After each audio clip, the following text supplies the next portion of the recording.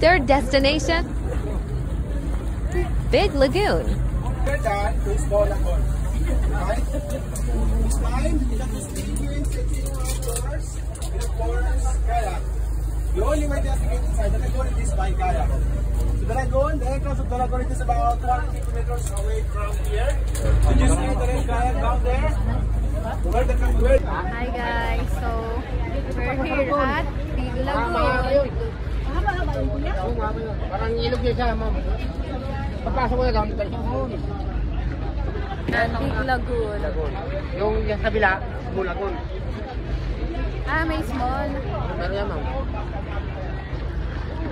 Ako, videoan mo ko dito. Ha? Kunyari, I'm a queen of the world. Ganun ha? Sana all. Ayot sa akin to.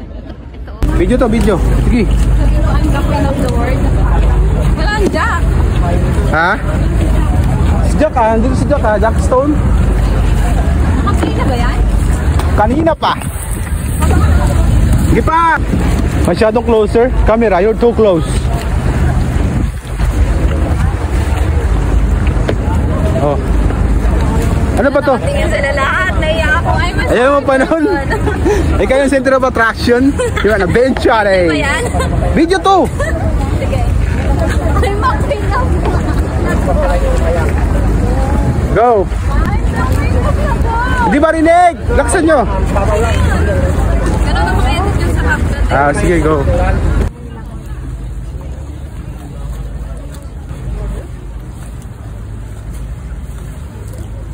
Sorry.